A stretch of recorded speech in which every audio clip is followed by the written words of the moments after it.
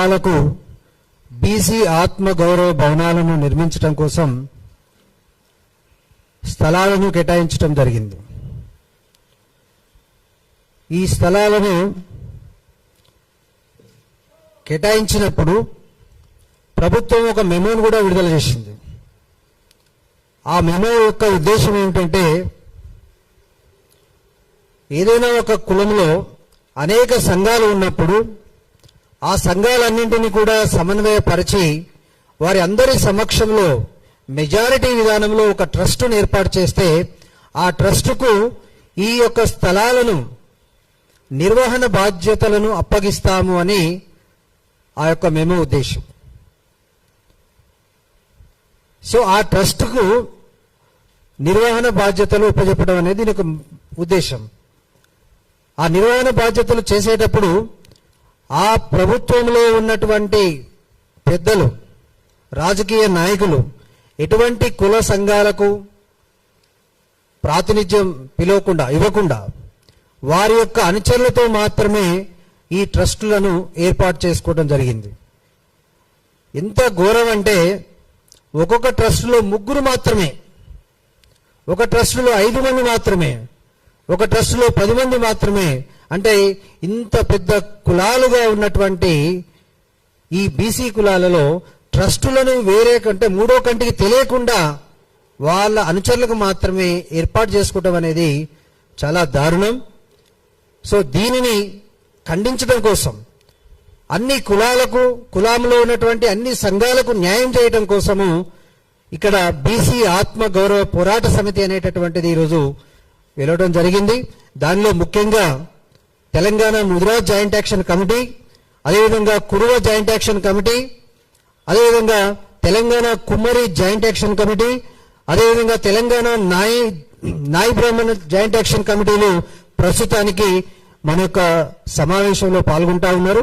వాస్తవానికి ఈ సమావేశం అనేది ఒక వారం తర్వాత జరగాల్సి ఉండే, కాకపోతే ఆ వారం లోపు అసెంబ్లీ సమావేశాలు పూర్తవుతాయి కాబట్టి అందులోపే మేము ఒక మీటింగ్ అనేది ఏర్పాటు చేయడం కోసం అందుబాటులో ఉన్నటువంటి నాయకులను పిలిచి ఈరోజు ప్రెస్ మీట్ పెట్టడం జరుగుతూ ఉంది. దానికి ముఖ్య అతిథిగా మా అన్న ఎంబీసీ ఎక్స్ చైర్మన్, ఎంబీసీ కులాలకు, ఎంబీసీ కులమే కాదు బీసీ కులాలకు కూడా ఏదో విధంగా న్యాయం చేయాలటువంటి నిరంతరం తపన చెందినటువంటి మా నిరంతర శ్రామికుడు తాడూరు శ్రీనివాస్ గారు ఈరోజు పాల్గొనడం జరుగుతూ ఉంది. అంతేకాకుండా ఈ యొక్క సమావేశంలో Telangana Mudiraj joint action committee chairman Polkam Lakshminarayana Mudiraj కూడా పాల్గొనడం జరుగుతూ ఉంది. అదేవిధంగా Kuruma intellectual forum chairman Kuruma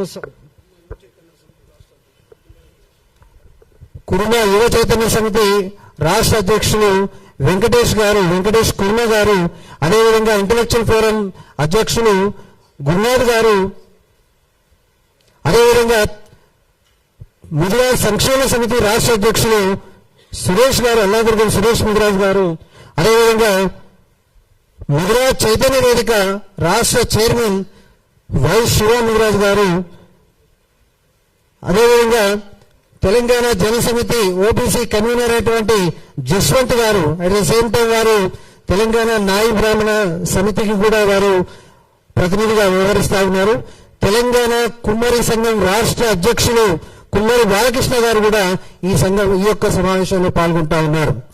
ఈ యొక్క సమావేశానికి ఇంకా మిత్రులు చాలా మంది ఉన్నారు, వారిని త్వరలో పరిచయం చేస్తాం. కాకపోతే మన తాడూరు శ్రీనికు వేరే సమావేశం ఉండటం వల్ల వారు ఇక్కడి నుంచి వెళ్లాల్సి ఉంది కాబట్టి వారిని ప్రారంభ ఉపన్యాసం చేయవలసిందిగా, ఈ యొక్క ట్రస్టుల యొక్క నిర్వహణ ఈ విధంగా ఉంటే కుల సంఘాలన్నీ కూడా అన్యాయమైనటువంటి వస్తుంది కాబట్టి,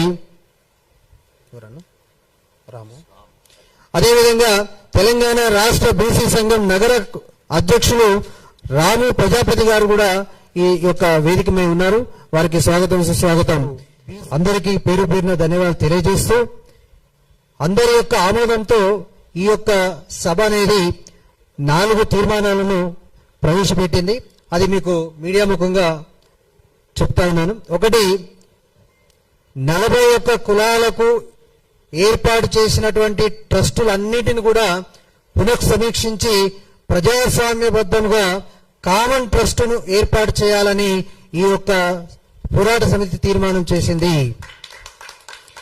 అదేవిధంగా అన్ని భవనాలను కూడా ప్రభుత్వమే నిధులు కేటాయించి నిర్మించాలి. ప్రతి ట్రస్ట్ కూడా వాళ్ళని వీళ్ళని అడుక్కొని ఈ యొక్క సంఘ భవనాలను కట్టుకోవాల్సినటువంటి అవసరం లేదు.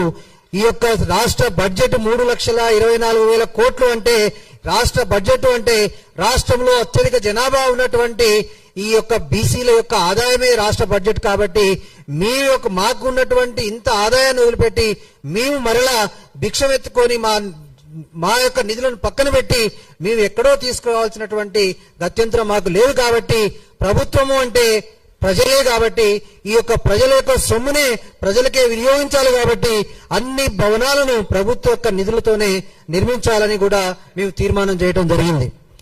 మూడవది, అన్ని కుల భవనాలను కుల సంక్షేమ కార్యక్రమాలకు మాత్రమే వినియోగించాలి. ఇక్కడ కోకాపేట భవనం, కోకాపేట ఏరియాలో రెంట్లు ఎక్కువ వస్తాయి కాబట్టి మేము రెంట్కి ఇస్తాము, మేము ఇక్కడ బయట ఉంటాము అనేటటువంటి కాదు. ఖచ్చితంగా అది కోకాపేట కావచ్చు, బంజారాహిల్స్ కావచ్చు, ఉప్పల్ బగాయత్ కావచ్చు, ఏది ఏమైనప్పటికీ కూడా కుల భవనాలను కుల సంక్షేమ కార్యక్రమాలకు మాత్రమే వినియోగించాలని కూడా ఈ యొక్క పోరాట సమితి తీర్మానం చేయడం జరిగింది. చివరిగా ఈ యొక్క అంశానికి మూల కారణమైనటువంటి కురుమ దొడ్డి కొమరయ్య భవన్ ట్రస్ట్ ని నారాయణ విద్యా సంస్థలకు లీజుకి ఇవ్వడాన్ని ఈ బీసీ ఆత్మ గౌరవ పోరాట సమితి తీవ్రంగా తప్పుపడుతుంది. వెంటనే ఆ లీజును రద్దు చేసి అది కామన్ ట్రస్ట్ కు అప్పగించి అక్కడ ఉన్నటువంటి కురుమ విద్యార్థుల సంక్షేమానికి మాత్రమే ఉపయోగించాలని, దానిలో ఎటువంటి మార్పు ఉండకూడదని కూడా ఈ యొక్క సభ అనేది తీర్మానం చేస్తా ఉంది. నాకు ఈ యొక్క దానికి ముఖ్యంగా వచ్చి మాకు సంఘీభావం తెలియజేసినటువంటి తెలంగాణ విఠల్ గారికి, అలియాస్ ఓబీసీ విఠల్ గారికి, అదేవిధంగా పూర్ణచంద్ర గారు ఐపీఎస్ గారికి అందరికీ కూడా, అదేవిధంగా తాడూరు సీనన్న కూడా